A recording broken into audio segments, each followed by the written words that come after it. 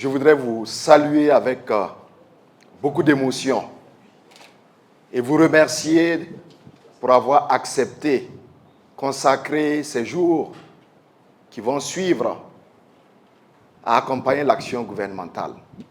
C'est extrêmement important. Mais je commencerai par féliciter la direction exécutive du Bureau national des grands projets.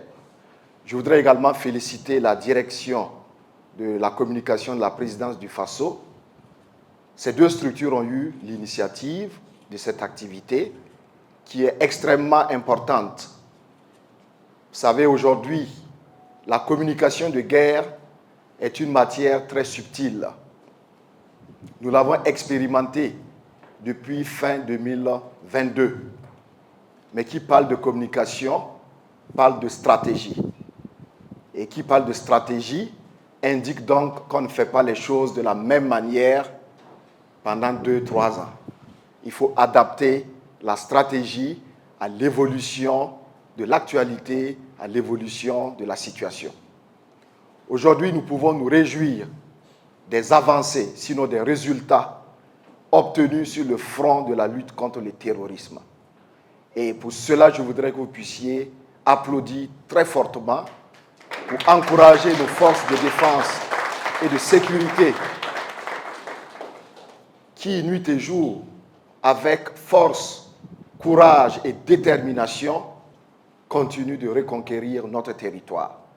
Et je pense que c'est avec beaucoup de satisfaction qu'avant-hier, nous avons entendu M. le ministre d'État en charge de la Défense nous annoncer que 72% du territoire est aujourd'hui reconquis. Et nous allons poursuivre. Quand je dis nous, c'est à la fois les forces de défense et de sécurité, c'est aussi les volontaires pour la défense de la patrie, mais c'est aussi vous et nous, civils, qui avons notre rôle à jouer.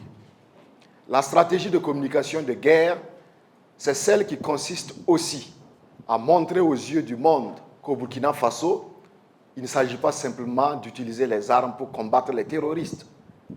Il faut aussi s'attaquer aux causes du terrorisme. Et le chef de l'État l'a compris dès les premières heures.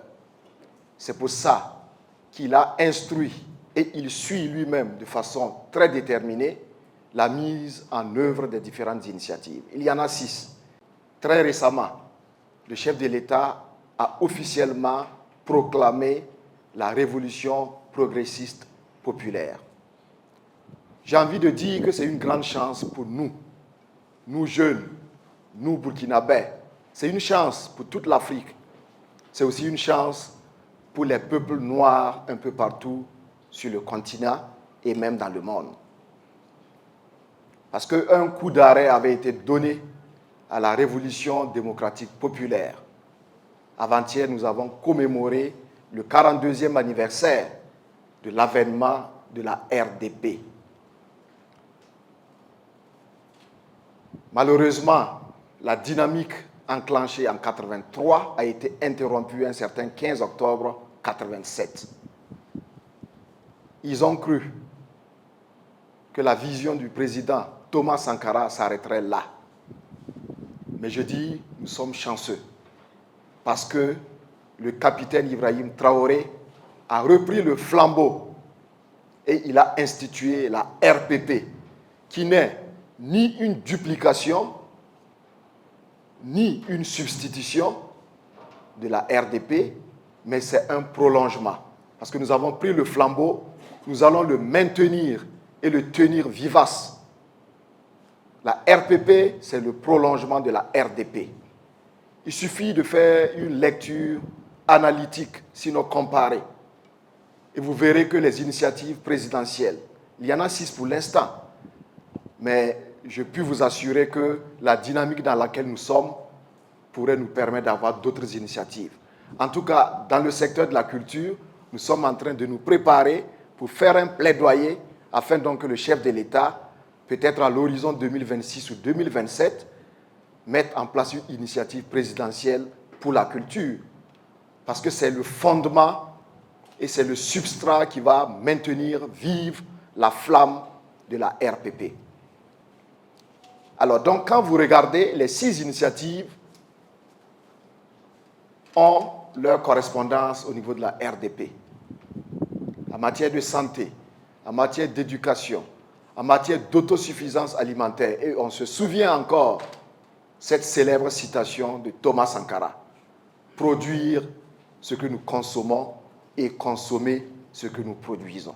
Ce développement endogène qui constitue véritablement la clé de la politique actuelle s'appuie véritablement sur cette philosophie de Thomas Sankara. Alors donc, je le disais lundi lors de la montée des couleurs au ministère, est-ce qu'aujourd'hui nous devons nous contenter d'être simplement des spectateurs ou d'être des analystes, parce qu'il y a de grands analystes dans l'opinion publique nationale. Ils savent lire, décortiquer, quelquefois critiquer, mais pour certains, il n'y a pas de contribution active à l'effort qui est déployé aujourd'hui. Mais je vous pose la question, est-ce que vous entendez, vous, être dans ce rôle passif? Je pense que non. Du reste, nous apprécions déjà le travail que vous faites. En tant que journaliste, en tant que communicant, en tant qu'influenceur, nous voyons ce que vous faites sur le terrain. Et je pense que le choix qui a porté sur vos personnes pour prendre part à cet atelier, ce choix-là se fonde véritablement sur votre engagement.